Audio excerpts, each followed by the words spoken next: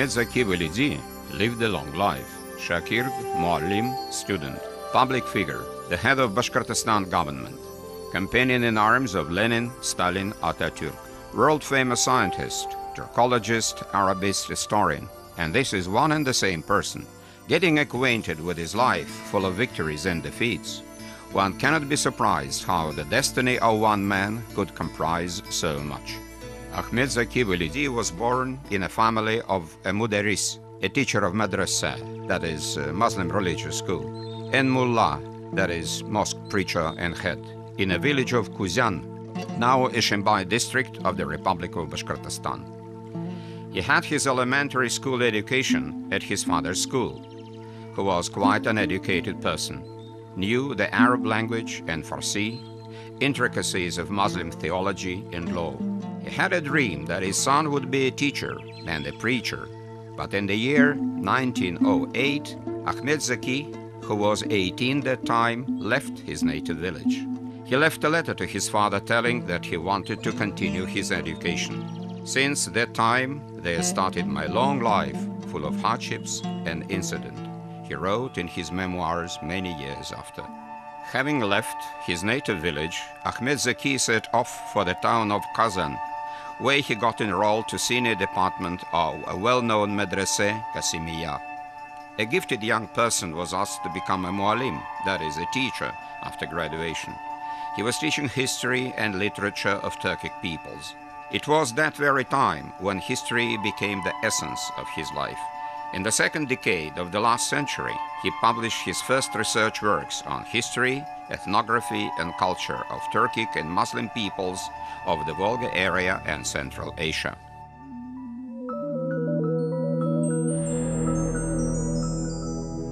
In autumn 1913, Ahmet-Zaki Velidi, having an assignment from the Society on Archaeology, Ethnography and History at the Emperor's Kazan University, goes to Turkestan with an archaeological expedition.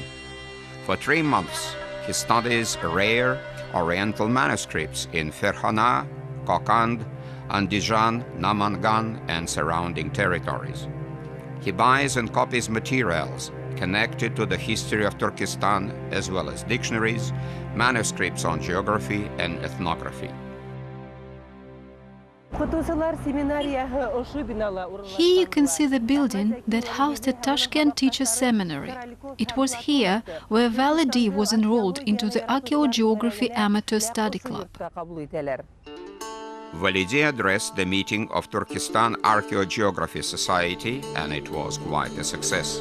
In the journal, Türk-Yurdu, that is the motherland of Turks, there was published an interview with Ahmet-Zaki Velidi under the title Signs of Respect Concerning a Certain Turkic Scientist. For the second time, to carry on with archaeogeography studies, Velidi comes to Turkestan in May 1914. He visits Bukhara, Samarkand, and Karshi. Once, Zeki Velidi paid attention to a seller in the marketplace of Karshi. The seller was wrapping up some medical herbs into sheets of paper covered with some Arabic letters. Velidi asked him, "Where is the rest of the book?" It turned out that the sheets were torn out of an old book.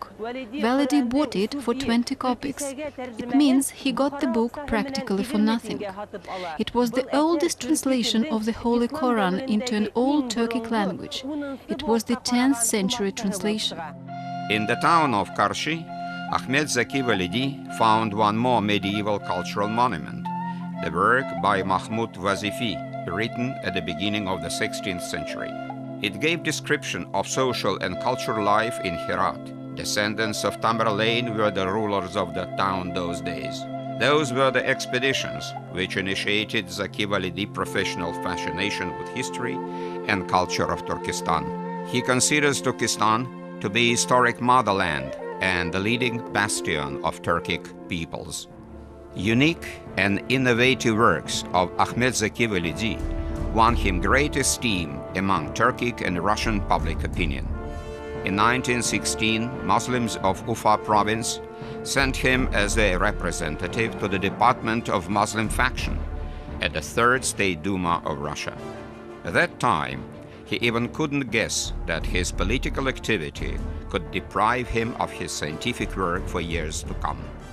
Soon after the February Revolution of 1917, Akhmet-Zaki Velidi took part in the activity of many all-Russian congresses and all Bashkirian Kurultais.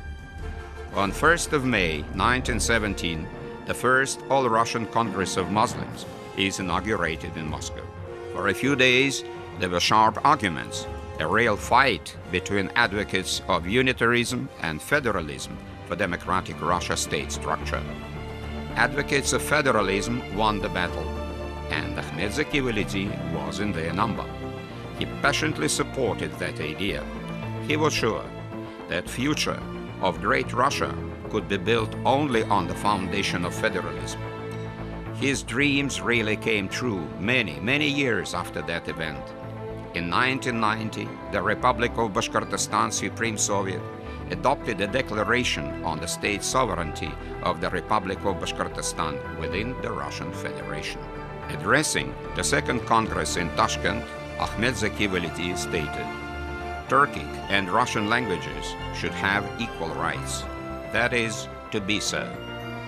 Only 80 years after that address, deputies of the State Assembly, Kurultai of Bashkortostan, adopt a bill on languages of peoples of the Republic of Bashkortostan. On 15th February 1999, the bill is signed by Murtaza Rahimov, President of Bashkortostan, and becomes a law.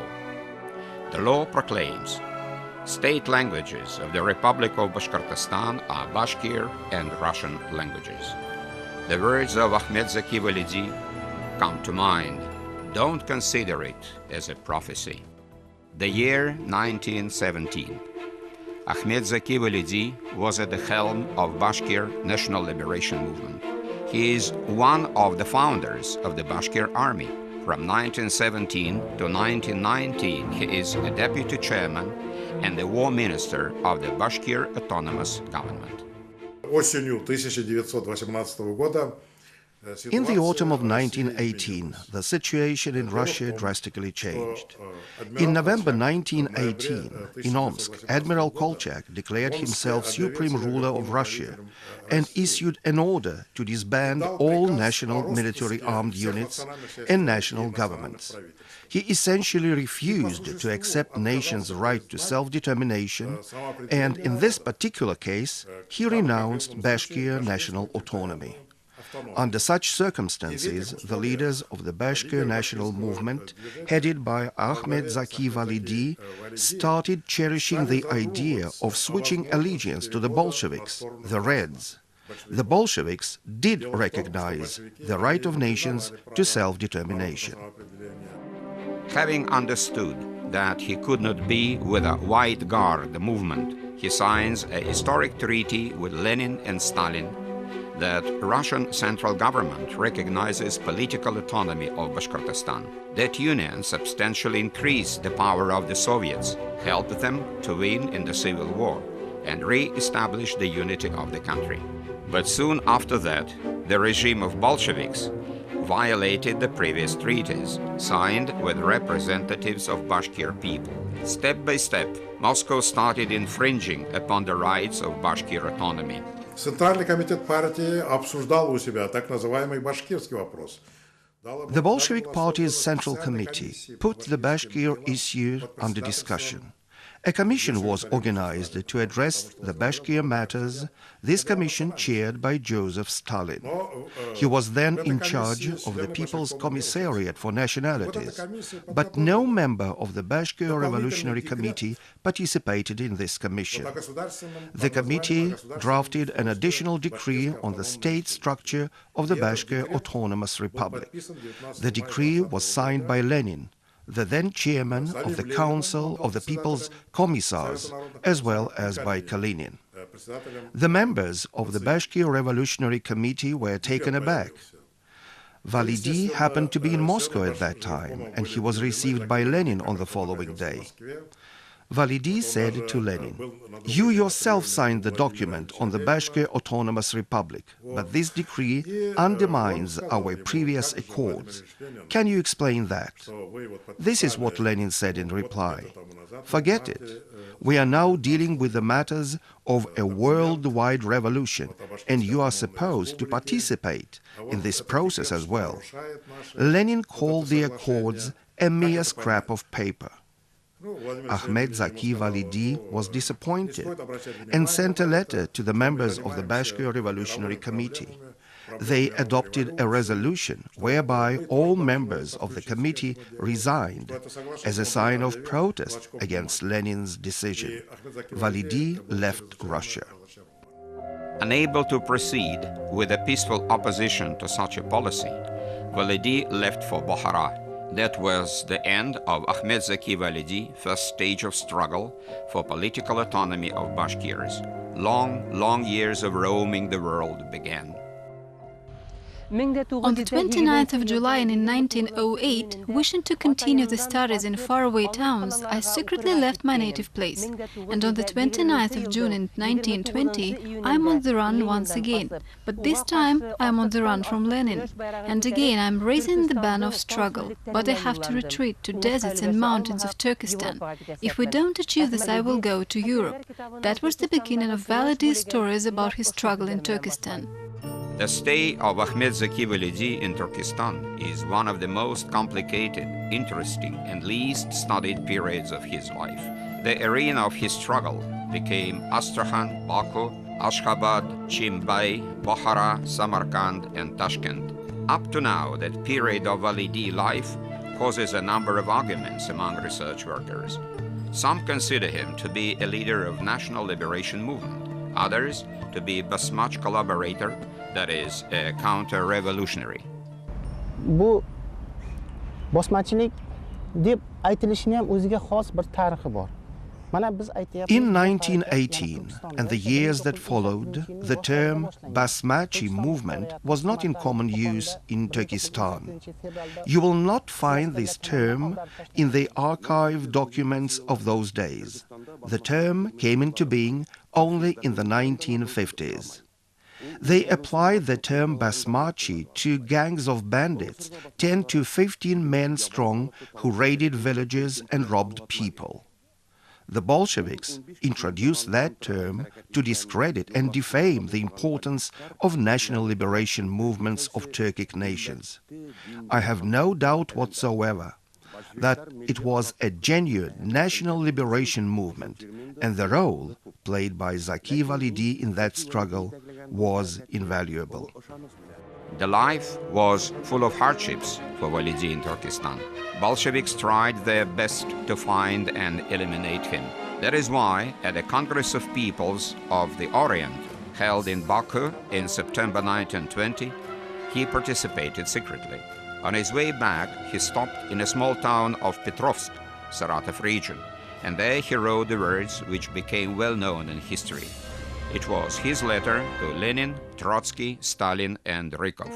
The Communist Party Central Committee maintains viability of class resistance only by means of terror. It is the resistance which would be artificially evoked among Oriental nations. Understanding that there is no class division among local population, you will be looking for culprits among educated people, and you will call some of them class enemies, petty bourgeois nationalists, others class Octobrists. And after punishing the guilty several times, you will be looking for enemies. September the 12th, 1920. Letters by Ahmet-Zaki Velidi on national policy were the result of his difference of opinion and principle, struggle of ideas between him and the Russian Communist Party leaders. In those letters, he gave a grave warning about the consequences such a policy could lead to, and particularly it led to mass repressions in 1937-1938. He was able to predict it, and Velidi asked his followers to leave for Turkestan.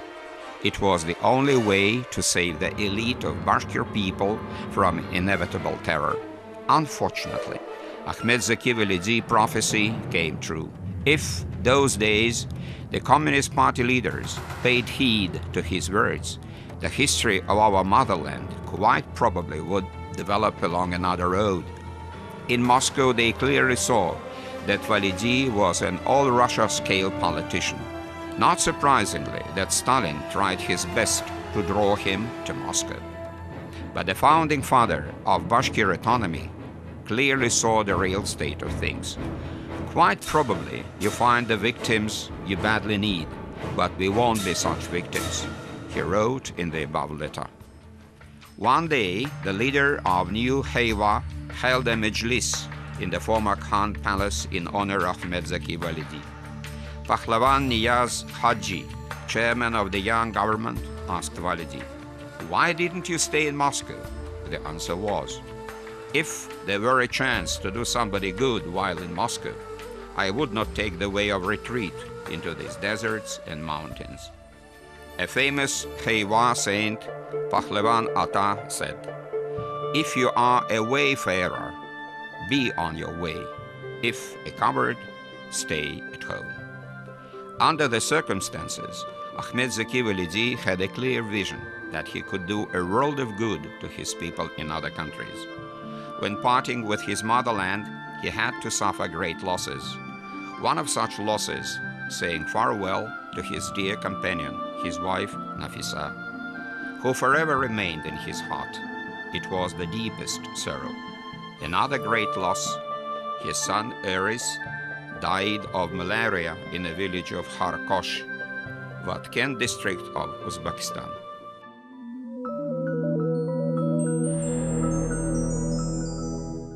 After the fall of the ruling Khan, a new government is established in Bukhara.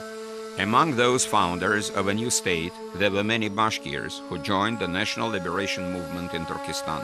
Ilderhan Mutin, Haris Iglikov, Abdul Qadir Inan, Said Garey Magazov, Aukhadi Ishmirdin, Ibrahim Iskhakov, Gibadullah Suyundukov, and others. The major task of Ahmet-Zaki Velidi was to create Bukhara National Army and the party, or if you may call it an organization, Turkestan National Community. The Bashkir politician worked out general ideological platform of the liberation struggle for Oriental nations. The main provisions of that platform started to be implemented in Russia and the CIS countries decades after its creation. This is one more proof of Validi political prophecy. Independence, a democratic republic, a national army, independent economic management, issues on building railways and canals in the interest of Turkestan, upgrading education to a high level and acquaintance with European culture, resolving national problems, issues on teaching at school, use of natural resources, taking into account the number of nationalities living in the country. Full freedom of religion. Religion should not interfere with secular affairs and vice versa. From the book Memories by Akhmet-Zaki Velidi Togan. In August 1921, an organizational congress was held in Bukhara. It officially endorses the establishment of Turkestan National Union and its program. Ahmet-Zaki Velidi was elected chairman of the union. Only a really able politician can unite leaders of different nations and different ideological trends. High respect and esteem Ahmet-Zaki Velidi enjoyed in Turkestan was the guarantee of his successful activity at the high post of the Turkestan National Union chairman. As history proves, only really strong personalities create new pages of history. It's they who tread on unknown paths and change the course of history. I think that the Bukharan People's Republic, which existed between 1920 and 1924, featured many attributes of an independent republic, with practically all the power belonging to the progressists, or jadidists, as we call them, that is, the people who cherished free development. The government was headed by Fayzullah Hoxhayev, Validi's comrade-in-arms. Abdul Khalifov was the defense minister or the war minister. So, practically all law enforcement, scientific educational ministries, committees, commissariats, people's nazirs, commissariats, were headed by Validi's supporters.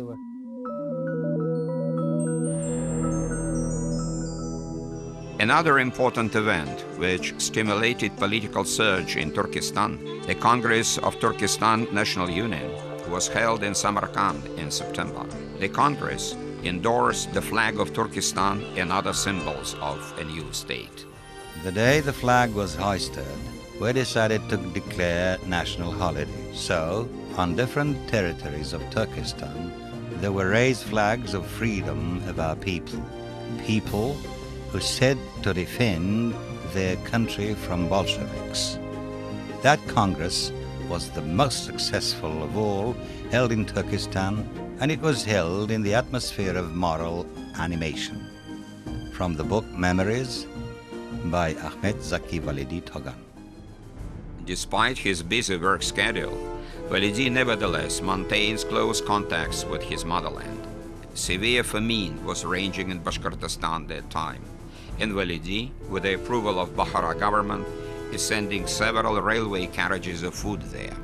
In Turkestan, the primary task for Validi was to undertake the way of explaining the situation, and so reach national accord. To guarantee the state independence, Validi decides to unite all Turkic Muslim intellectuals, including those who collaborated with Bolsheviks, by adopting a general economic policy.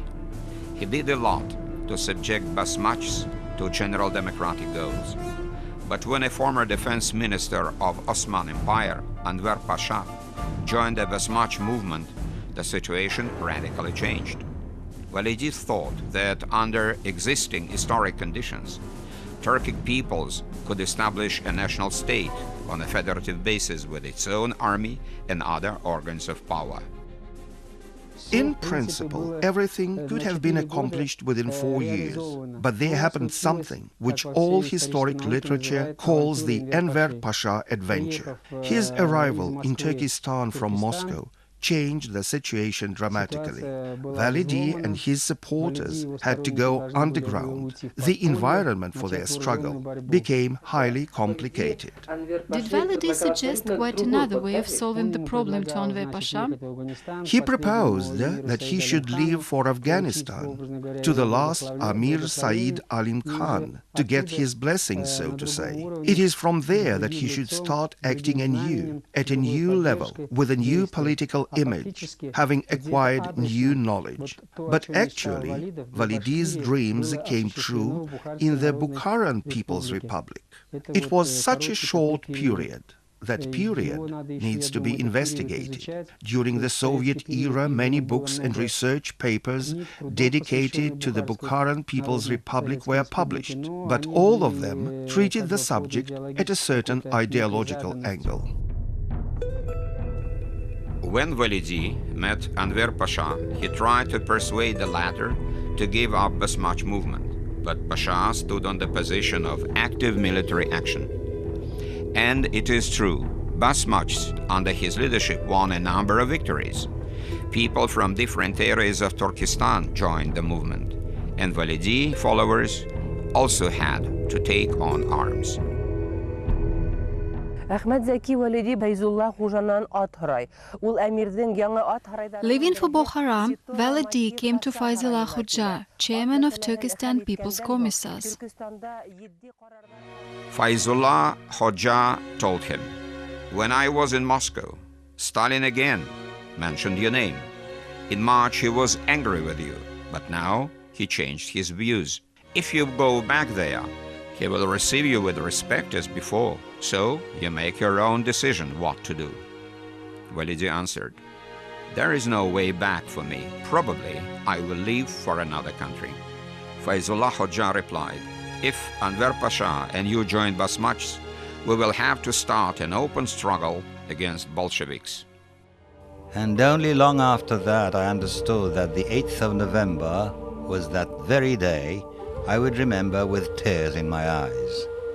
It was exactly the time it finally became clear that I had to leave my motherland, the land Bolsheviks ruled in, and set out for foreign lands. From the book Memories by Akhmet-Zaki Velidi Togan. Patrols of soldiers everywhere. Great threat to Validi life. Validi goes underground, moves up north to the river Zerafshan.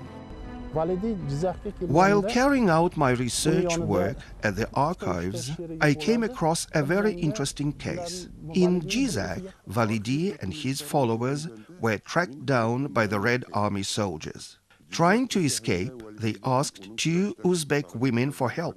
Reacting at once, the kind women hid them behind the tandoor, an oven where they baked their cakes, and went on with their work as if nothing special happened. The soldiers searched the yard and then the house, found nobody, and got very upset. The women tried to comfort them and treated them to fresh flat cakes. The soldiers smiled, thanked the women, and left the yard.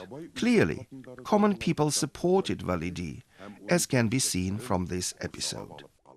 Rinat Shigabdinov, Uzbek scientist, candidate of history, who many years spent studying the life of Validi, found one more document while doing his research in archives, the document which proves it. The document runs like this. Plenipotentiary representative Badrov Validi lived in Bahra under the name of Hamid. On Friday and Sunday at 5 p.m., he was in Nazirat, received by the head of the office. Recently, one more document was found. 21 of December 1921. Case number 94 on the member of Ittihad Taraqi Organization of Nationalist Union under the initials VAZ. One of those who personifies the idea of the awakening of Turks in the Orient was Ahmet-Zaki Velidi. He carried out research work to write a historically based book on the history of Turks and Tatars. He was a person of sincerity who made sacrifices. Ahmet-Zaki Velidi cherished his hopes concerning the Russian Revolution. He believed that it would be the source of freedom and happiness for Turkic nations. But his hopes were in vain. In order to awaken the Orient, Zeki Velidi, in different disguises, managed to get to the remote parts of Turkestan, dedicating his life to the great cause like a real awliya, that is, a holy ascetic, Enver Pasha. Nobody really knows what Ahmet-Zaki Velidi felt while evaluating the state of things in Turkestan those days. But it is known that despite all hardships, he went on doing his scientific research at those short moments of peace when there was no fighting. While being an active participant of large-scale politics, he could not forget, not for a moment, that he was a scientist. In the 14th century, it was written on this door, "The gates of the paradise are open for everybody." How could Validi, who knew about a great value of the ancient manuscripts, neglect those ancient treasures? Even when being underground, Validi went on studying historical monuments of Shagizanda and Afrasiab. It seems that during short intervals between battles, Validi managed to write some articles, some research papers, which are still being found. His entire scientific heritage is yet to be properly studied. When in emigration, he started his research efforts, but there were political activities as well. In the long run, the scholar won, and it is considered by many researchers that he mostly proved himself as a scientist. He succeeded in implementing his dreams and his plans. Столько он сделал, даже пророкам, может, и не под силу было. Потому что, понимаете, я вот Абдулкадира Инана, его соратника и ученика... They say that Ahmet-Zaki Validi and Abdul Qadir Inan found themselves at a cemetery during combat actions. When there was a breathing spell, they started copying inscriptions on tombstones. I do not think this has to be commented upon. I take Validi very close to my heart. He accomplished a lot. Even the saints cannot outperform him. We are all indebted to him. His scholarly works are invaluable, not only for the Central Asian researchers, but also for academics all over the world.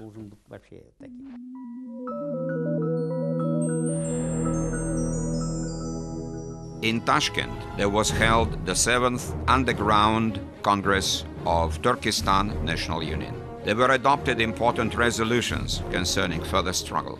Ahmet-Zaki Velidi writes, "The Congress authorized me to get to Europe via Iran, Afghanistan, and India, so that to establish Turkestan National Union abroad. His farewell meetings with his close friends was near Poykabak Gate in Samarkand, where they presented him with a memorial address.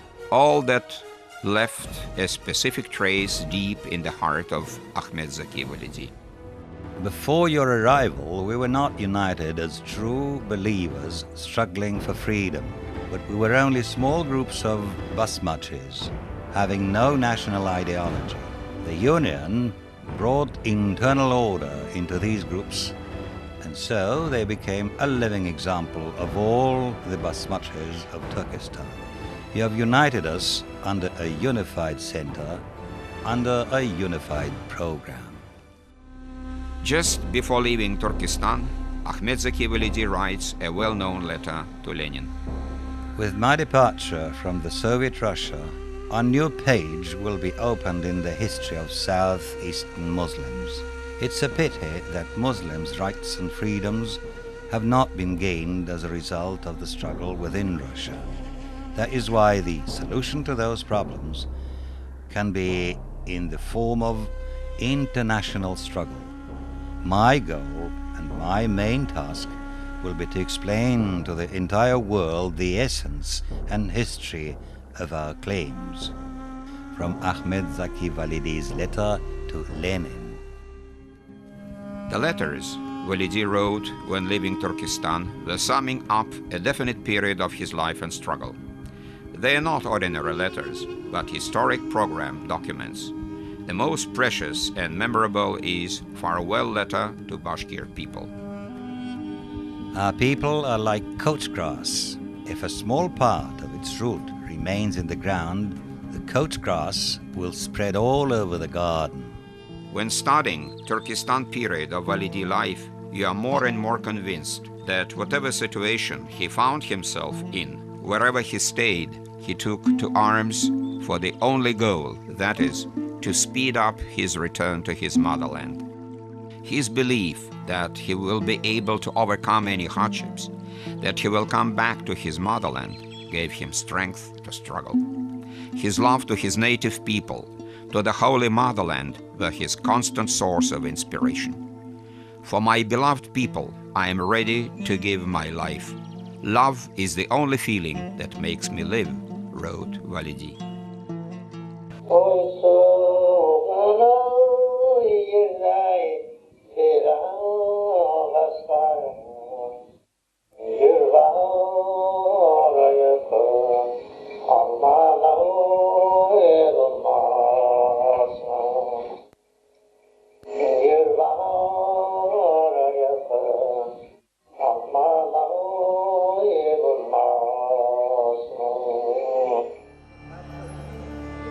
Bashkortostan he had to leave, his struggle in Turkestan, which yielded no results, his forced emigration, but Validi doesn't lose his heart.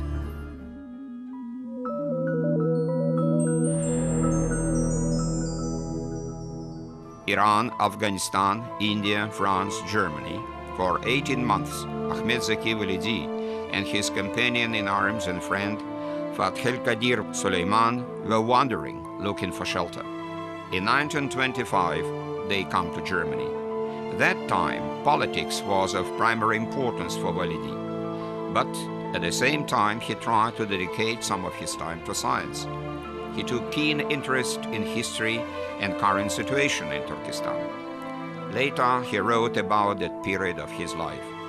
In 1925, I stayed in Germany for 5 months only, but they were really very fruitful.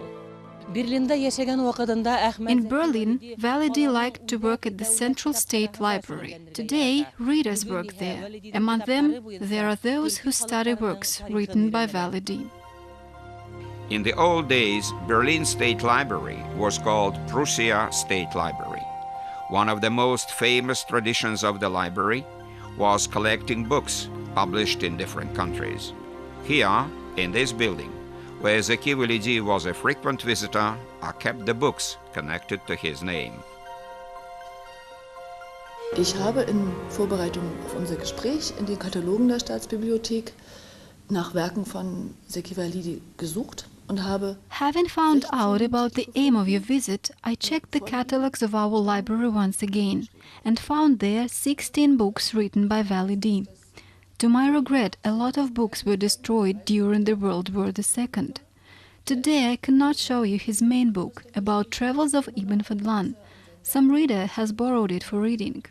As you see, up to present days, German readers are interested in his works.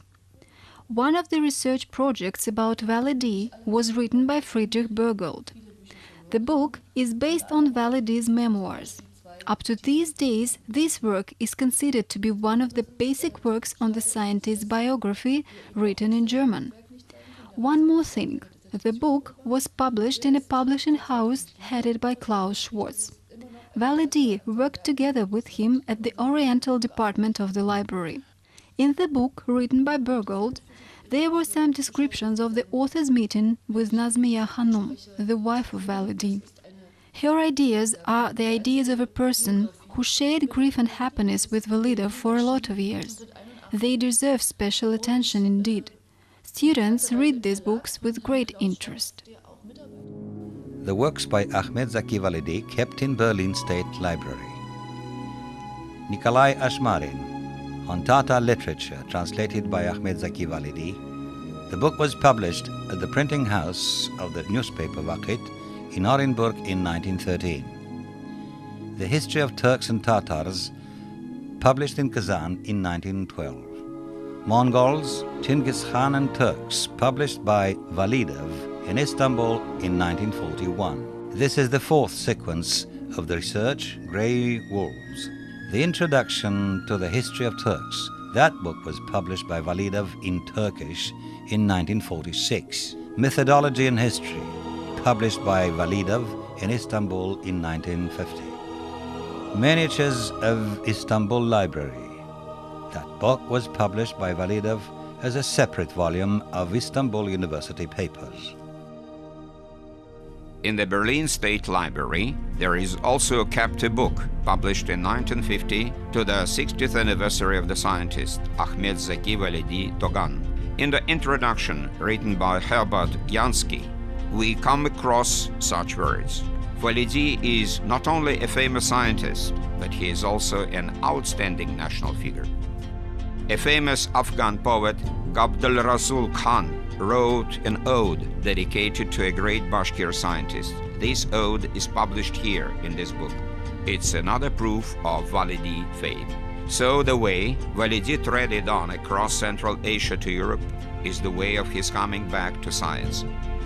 This is what he wrote about it in his memoirs. Escape from Russia and my arrival in Europe turned out to be a scientific travel for me. After many years of wandering, Ahmet-Zaki Velidi settled in Turkey in 1925. On the proposal of the government of Turkey, he started his activity in the Committee of Councillors at the Ministry of Education in Ankara. Having obtained the citizenship of the Turkish Republic, he plunges into his scientific work. At the same time, Validi is writing a history of Turkestan peoples. His book, Contemporary Turkestan and its Recent Past, as academician Gaisa Husseinov thinks, is some sort of a scientific and public political activity of Zeki Velidi. I had read Validi's books long before I got acquainted with him.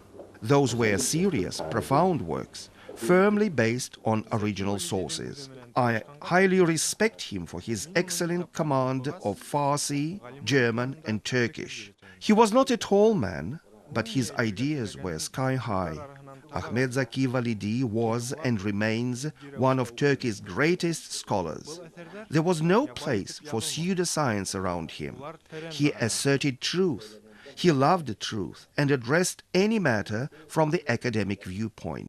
Though History of Turkestan, Introduction into General History of Turks, and other books he authored were written 45 to 50 years ago, they never became obsolete. In the Turkic world, his scholarly writings are unequaled. Since 1927, Validi teaches history of Turks at Istanbul University. His university work showed his high professionalism as a talented teacher and lecturer on one hand, and on the other hand, gave great opportunity for him to carry out his research work. Those years, he wrote works on history, ethnography, folklore, linguistics, literary criticism, and Oriental studies. Much of his time he based his research work at the Department of Rare Books and Manuscripts of Istanbul libraries. Soon, he completes his work, Precious Works on Istanbul Libraries. In July 1932, there was held the first historic congress in Ankara, dedicated to the problem of origin of Turks and time when they came to Anatolia. For scientists, historians, it was kind of a test for honesty and decency. Ahmet-Zaki Velidi was not only the contemporary of Atatürk, President of Turkey, but was his like-minded person of many issues. Their views on many burning problems of the contemporary life were either very close or even coincided. Both thought that religion should be separated from the state. In this respect, it's quite understandable that Validi had interest in life and activity of Genghis Khan, who was tolerant to all religions. As for differences between Validi and Atatürk, they were concerning some provisions of the concept of national history brought forward by the President of Turkey. So, a Bashkir historian who knew the primary sources was quite skeptical to the assertion that many Turks left the historical motherland because Central Asia was gradually turning into desert, and then they settled all over the world, including Anatolia, that is, Anatolia Peninsula. This was one of the reasons that caused Validi to emigrate to Vienna for the second time and then to Bonn.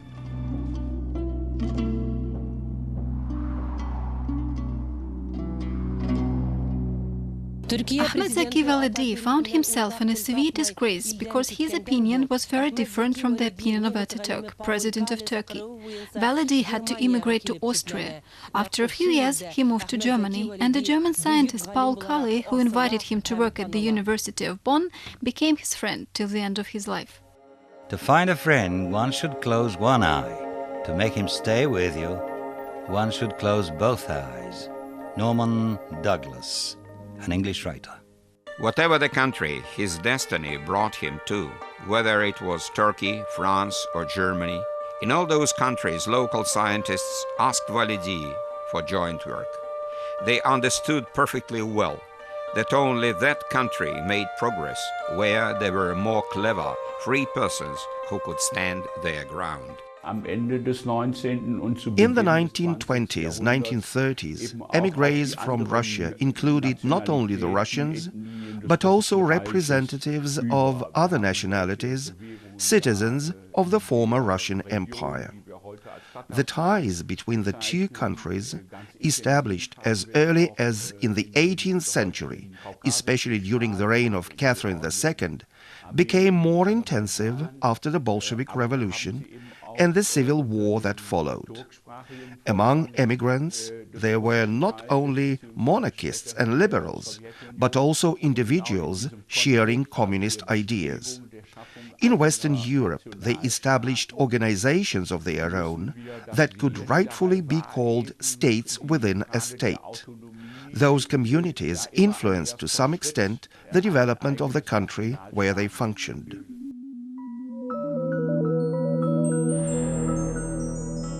Ahmet-Zaki Velidi could not manage to graduate from Kazan University in his time. But now, being a world-known scientist and 42 years of age, he gets enrolled into Vienna University. It happened in 1932. After obtaining the diploma of graduation from the philosophy department, he becomes a postgraduate student of Vienna University and works at his thesis for degree of doctor. That time, when it was common practice only to award a doctorate on account of the number of years a person had been working in the sphere, Ahmet-Zaki Validi, without maintaining his thesis for a doctorate, did a lot within a short period of time to become a doctor of science quite officially. By itself, it could be called scientific heroic deed. Herbert Jansky, an Austrian scientist. Up to that time, Ahmet-Zaki Velidi did not know the German language, but in 1935 he maintains his thesis in German. The topic, Travel Notes of Ibn Fadlan, a student who had just graduated from the university, a doctor of philosophy, presenting his scientific report to the audience of famous scientists. It is a real phenomenon.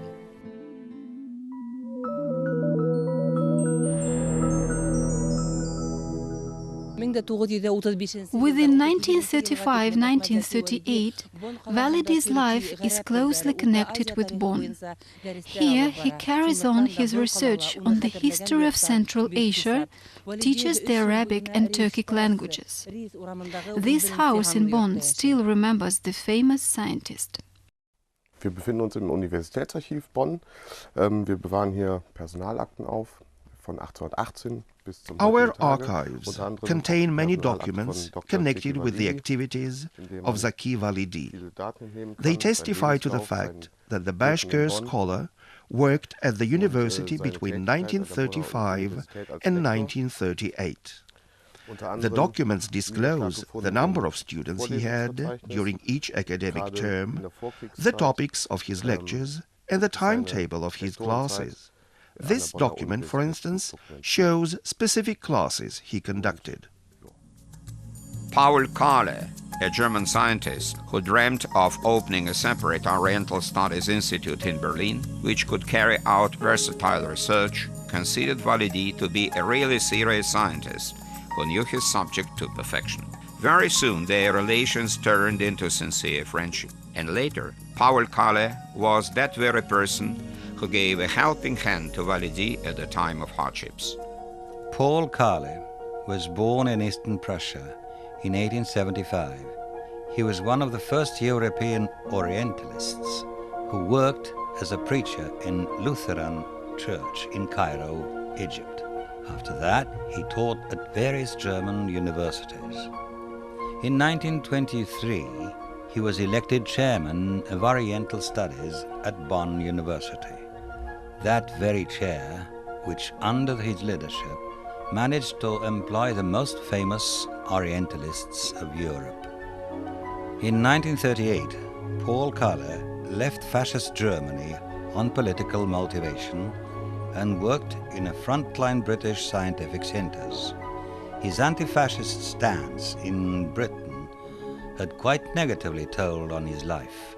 The scientist could only come back to Germany in 1963. Paul Kahle passed away in 1964. Friendly relations between Paul Kahle and Ahmet-Zaki Velidi were tested not only when they were solving some scientific problems. In 1937, Velidi went to Finland. According to some suppositions, he met with people from the Soviet Union, trying his best to get his wife Nafisa from Bolshevik Russia. but obstacles were so great that he wasn't able to do it. The talks ended in failure, and Paul Kale was well aware of all those events. Kale and Validi are experienced and strong personalities, serious and profound scholars. Belonging to different religions and cultures, they complemented each other in certain aspects. The example of these prominent academics demonstrates that joint scientific research activities are necessary. Western and Eastern scientists should work together, respecting counterparts' opinions, offering advice on a mutual basis. The scientists who use different approaches, different methodologies, in the long run enrich not only their own science, but the world science as well. In particular, bearing Validi in mind, I should point out that none of his works has lost its topicality. Validi taught at Bonn University till autumn 1938. On 19th September, he was awarded the degree of a visiting professor. Those years, more and more German, English, French, and Finnish Orientalists come to that university, all of them highly esteemed scientific achievements of a Bashkir scientist. But at the same time, the number of his opponents does not decrease. Previously in Turkey, some tried to present Validi as an enemy of all Turkic peoples, and this time in Germany, they tried to present him as an agent of Bolsheviks. Some of his political opponents write derogatory letters against him. They are mostly Kazan Tartars.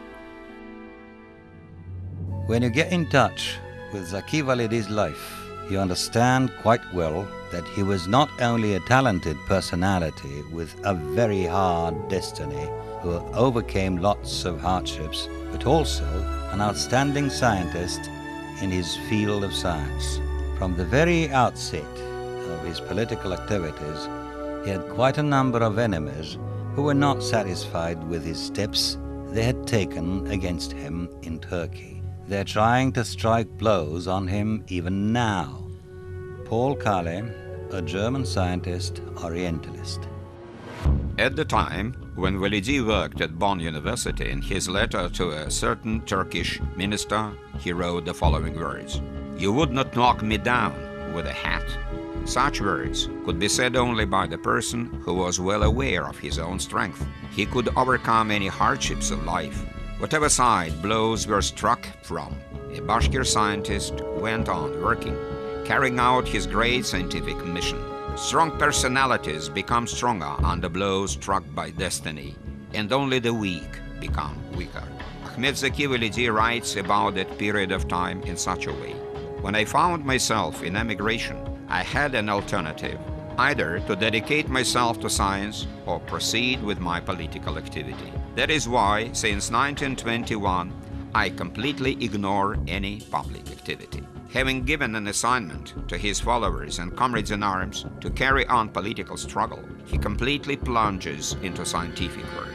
And nevertheless, throughout his life, a scientist added to a politician and a politician to a scientist. Also für das Seminar in Bonn ist es sicherlich ganz wichtig gewesen, dass also ein At different seminars and lecture courses, we emphasize the fact that Validi was a serious scholar. The years he spent working side by side with Paul Kale proved to be very fruitful. It is practically impossible to present history of Islam and history of Turkic peoples without his works of that period. The major merit of Orientalist Validi is in his interest in original documents, Oriental manuscripts. As for science and politics, when we consider the latest history of Central Europe, they have always influenced each other. The situation started changing in the 1960s and 70s, when science and politics began drifting apart. Validi acquired a lot after his meetings with such famous German scientists majoring in Oriental studies as Andreas Notman and Theodor Neldeke. They asked Validi to stay in Germany and proceed with his research in Oriental studies many times. One can say it is a great achievement for a person who studied his way in life in a village madrasa. At the time of his political emigration, Validi establishes contacts with the USSR Academy of Sciences. In the newspaper Izvestia, he published an article about his findings in an Iranian town of Mashhad. There he found an unknown list of manuscripts of medieval Arab geographers and travelers, Ibn Ali Faqih, Ibn Fadlan, and Abu Dulaf. Famous Russian orientologist Ignatiy Krachkovsky, Alexander Samoilovich, Vasily Bartold are sending him letters with a proposal to proceed with a collaboration. By the way, it was Krachkovsky who recommended Validi to a German scientist, Paul Kahle, when he found out that the latter was interested in the life and activity of Ibn Fadlan. But actually, friendly ties between Validi and Krachkovsky were never interrupted. As a proof to the above said, letters of the Bashkir scientist to the Patriarch of Soviet Arabic scholars. The letters are kept in the archive of the Russian Academy of Sciences, St. Petersburg branch. So it was not accidental that Validi dedicated his book about Ibn Fadlan to Bartold and sent it to his friend and his elder colleague Krachkovsky. It is also not accidental that at the time of evacuation from Leningrad in 1942, the academician took with him only one book. It was the book by Zeki Velidi. Ahmet-Zaki Validi is one of the greatest scientists of the world. Ignatiy Krachkovsky, Russian scientist.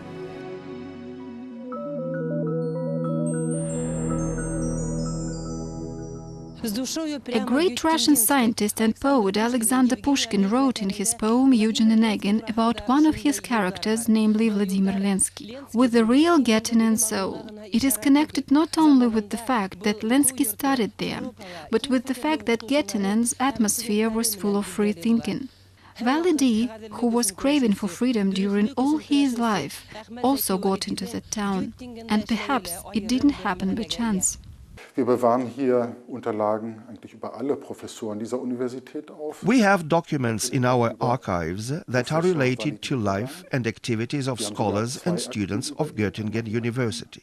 Of course, we have documents on Zeki Velidi. Here is the first one, a resolution of the Curatorium. That was the name of the university's managing body. According to this document, a contract was signed with Validi for him to become a university teacher in 1938-1939. The next document determines the fees he was to receive in 1939. And the third is about the philosophy department. Here, the Bashkir scholar was teaching at the chair of Oriental Studies, headed by Professor Walter Hintz. In Europe, there are only 3 scientists from the East who understand history like Europeans do.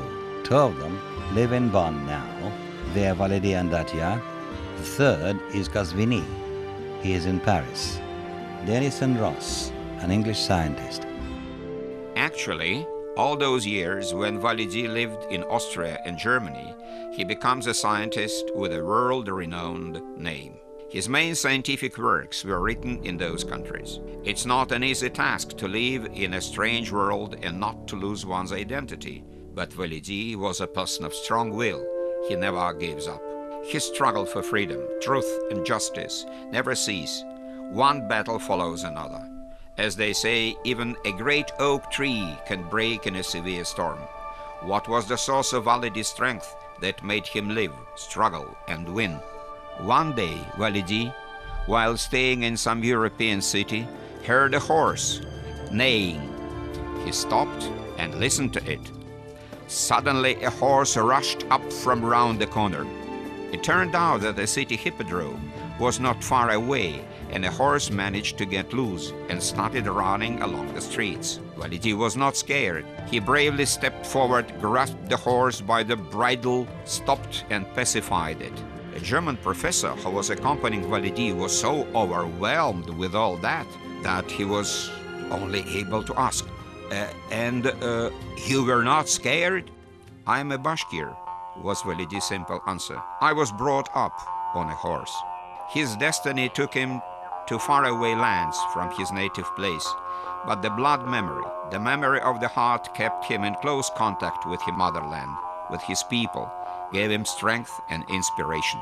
Each line of his research works, each word of his, confirms this very idea. And it is not accidental that the article about Bashkirs, written by Validi for the second edition of Encyclopedia of Islam, up to these days is considered by foreign scientists as the most complete and important research work. It is practically impossible to overestimate Ahmet-Zaki Validi's role in investigating the history of Turkic peoples. We German scientists have great respect for his activities and highly appreciate his scholarly works. We are proud that it was at our institute that Validi worked on travel notes of Ibn Fadlan.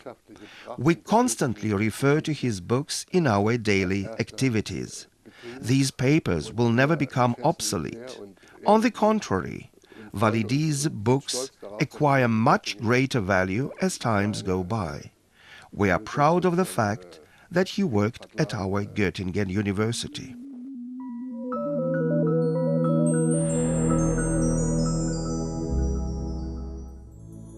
Ibn Fadlan Ahmed ibn al-Gabbas ibn Arashid ibn Hamad.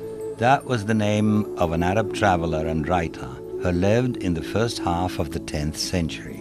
In 921-922, he traveled across Central Asia and the land of Bashkirs to Bulgar Khanate from Baghdad. As a secretary of a special ambassadorial mission, Ibn Fadlan made travel notes, which became known in history as Travel Notes of Ibn Fadlan. Exactly, for 10 centuries, this work was hidden from mankind, until in 1923, the notes of Ibn Fadlan came to the hands of Ahmet-Zaki Velidi. Gold, while it is still in the ground, has no value. Only in the hands of a man it obtains beauty and value.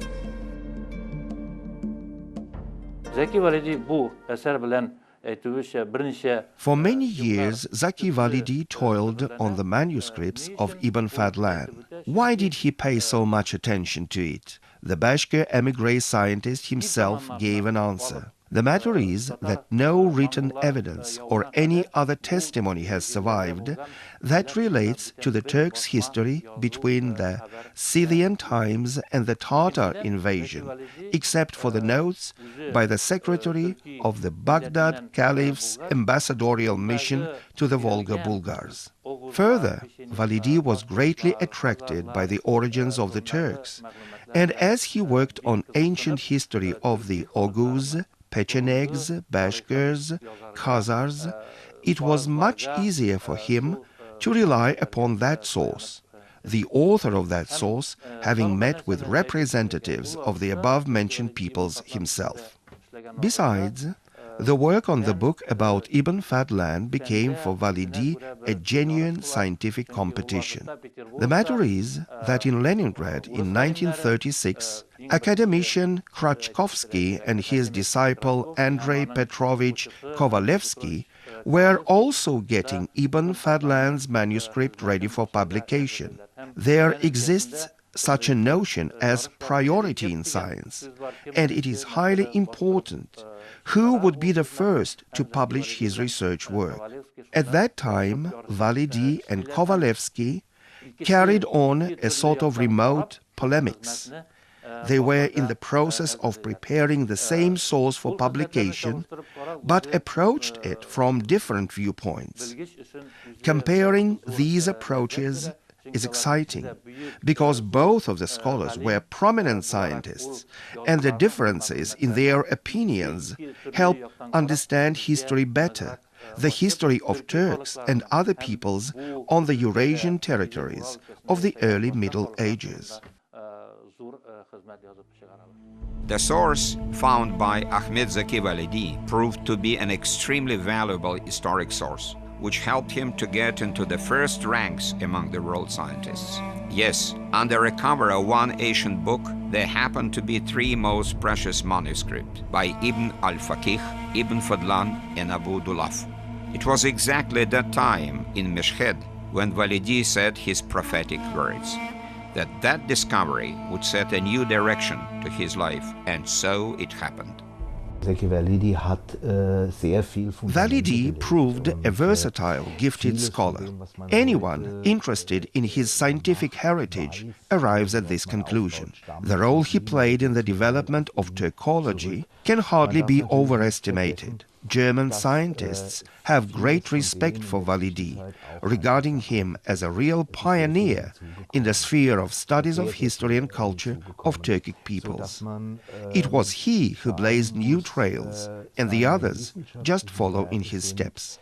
Obviously, the discovery and research of travel reports of Ibn Fadlan was one of the most prominent achievements of the scholar. As times go by, Validi's work is not becoming obsolete. It remains to be the primary source for all those who study medieval history. It is hardly possible to see the way Turkic peoples lived in the 10th century without this work. The most important thing is that using Ibn Fadlan's travel reports as his source, Validi managed to create a true description of many historical processes of those days.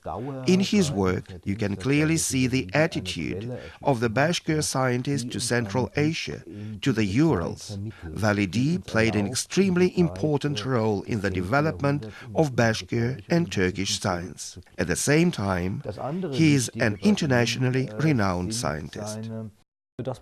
Every scholar who studies Turkic philology and the countries of the East should be able to work with manuscripts, the original sources. I cannot imagine studies of history of any nation or any country without referring to documents. This is the primary thing we tell our students. In this respect, Validi is an example to be followed and imitated. Ahmet-Zaki Velidi spent 15 years of his life to study travel notes of Ibn Fadlan. It is this very scientific work of his which made him famous in Europe. An Arab scholar, historian, textologist, and archaeographer. As a separate book, his work was published in Leipzig in 1939.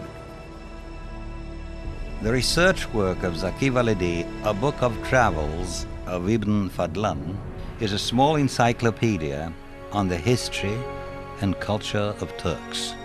Ahmet-Zaki Velidi is a really great scientist, and at the same time, he is a great man.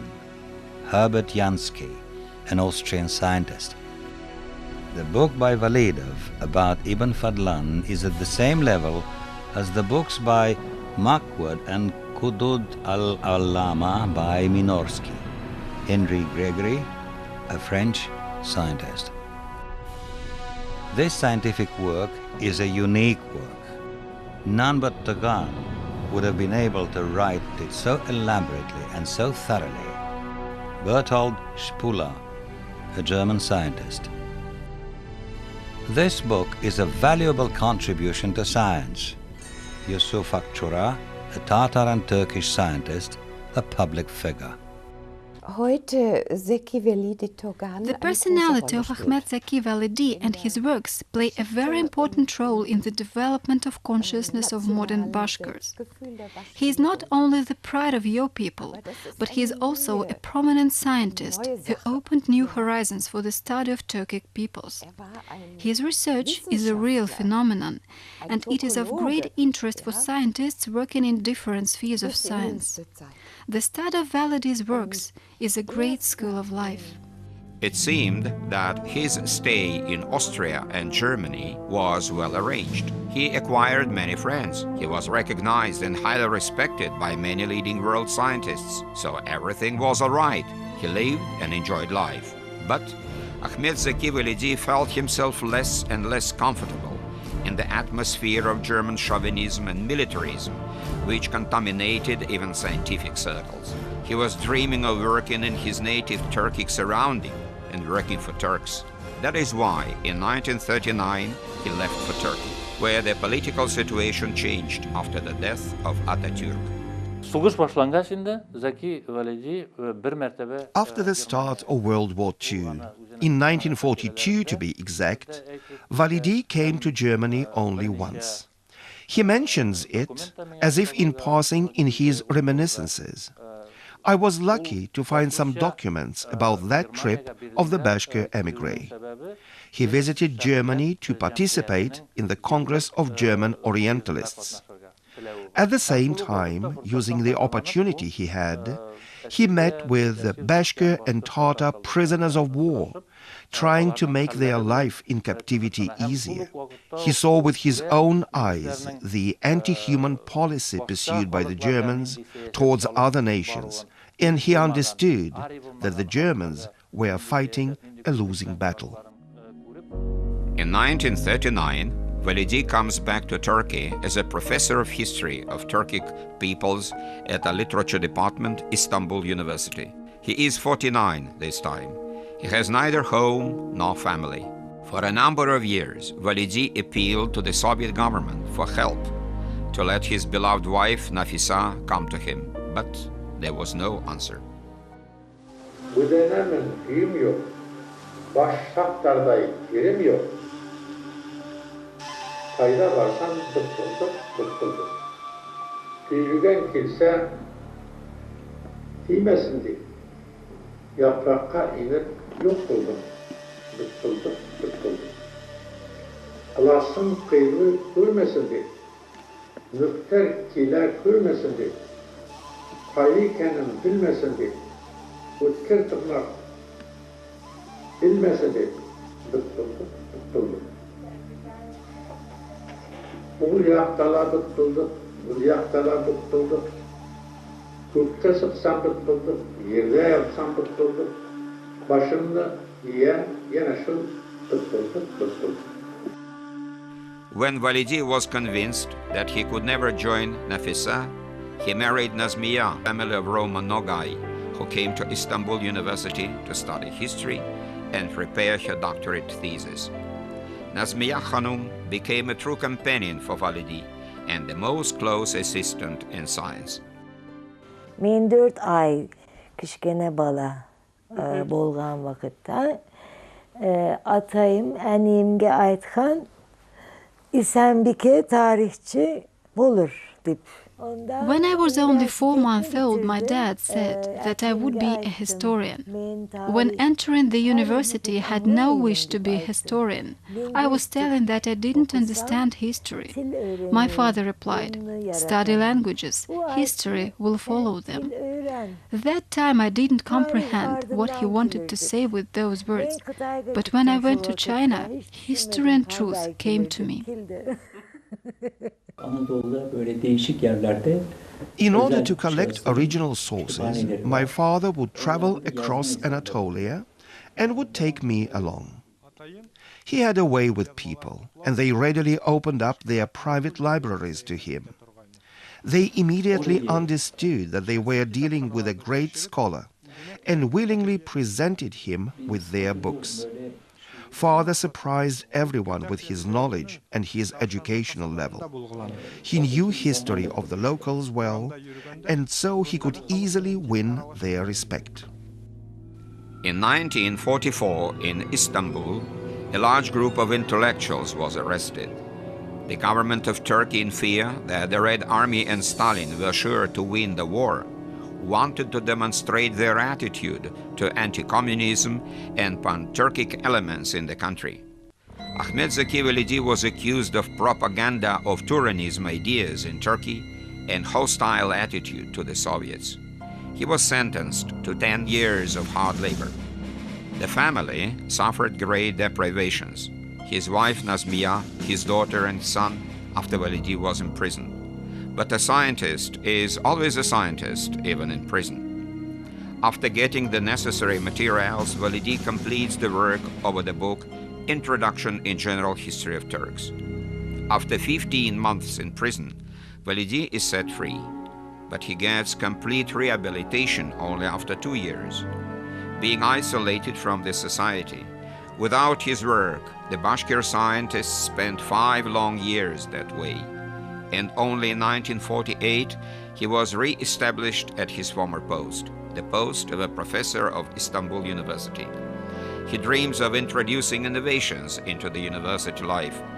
In 1953, on his proposal, the Institute of Islamic Studies is established at the university. Akhmet-Zaki Velidi is appointed the director. In the 1960s, I was lucky to work under Ahmet-Zaki Validi's scientific guidance for about 10 years. One day, a local rich, Yakub Apanai, came to him. Validi was showing him his library, and then introduced me and said, "I will make a historian of him." I remember that moment for the rest of my life. Frankly speaking, our relations resemble those of a father and a son. I would go to my teacher for advice on any problem. Validi had great respect and status in Turkey, but at the same time there were people who hated him, but he paid no heed. That is another indication of his greatness. My father, all his life, cherished a hope to come back to his native land. In 1957, after 37 years of his separation from his motherland, he gave up the dream, and since that moment, he never took Kuray into his hands. His daughter, Isanbeka Hanum, remembers. "My master, you often remember your native land, and if you came back to your motherland, would you be appointed the head of state?"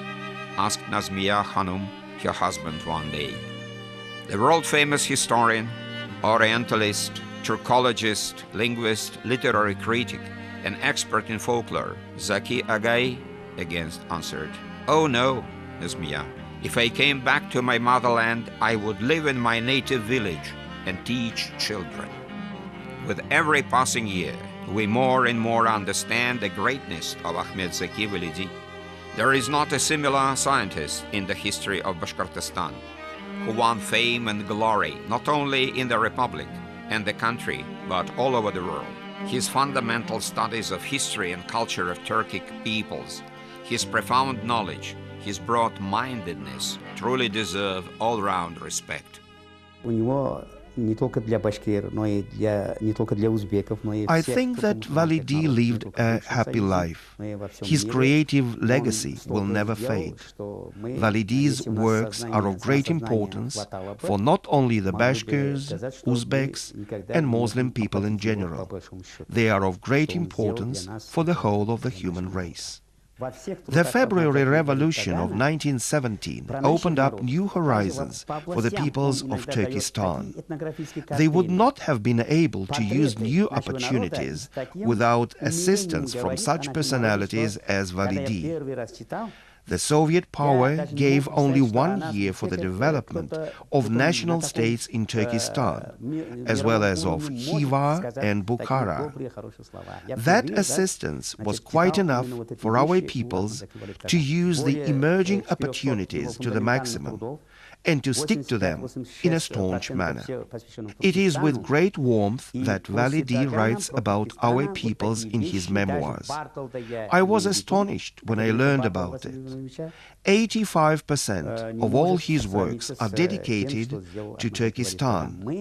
Even academician Berthold cannot compare to him in this respect.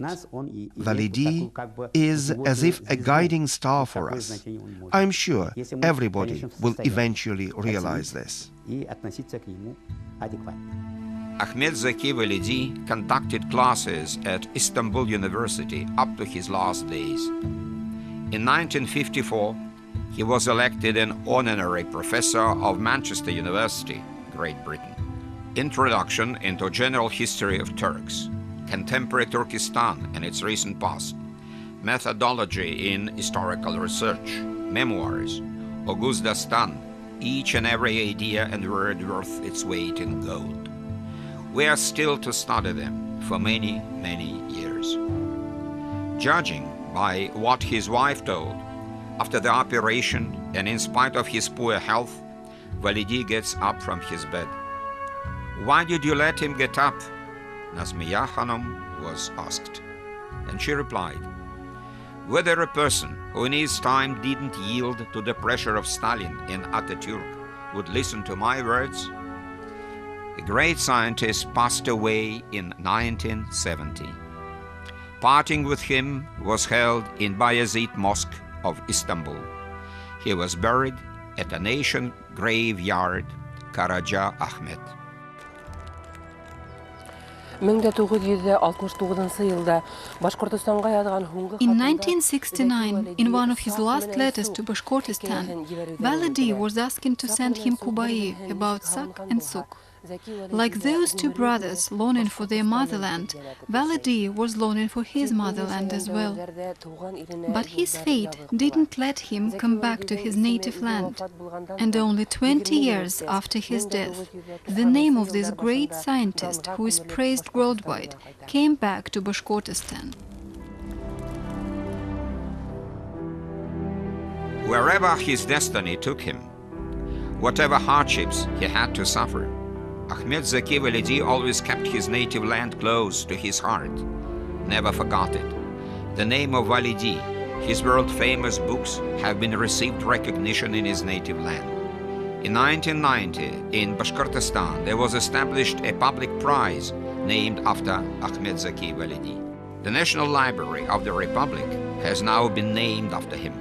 Since 1992, special Validi lectures have been held in Bashkortostan. Ahmet-Zaki Velidi Museum was opened up in his native village in Kuzyan.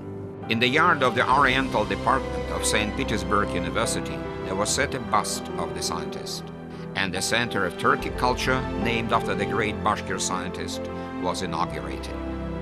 International organization Turksoy declared the year 2010 the year of Akhmet-Zaki Velidi Togan. Complicated, full of hardships, was the way of Validi life. It's very difficult indeed to preserve one's identity, and it's twice as hard to live the way your conscience urges you to. Only a strong personality can pass this examination. The scientist who made Bashkirs famous throughout the world was that very person. It's very painful indeed that only after his death his name came back to his motherland and became a guiding star for many and many of his countrymen.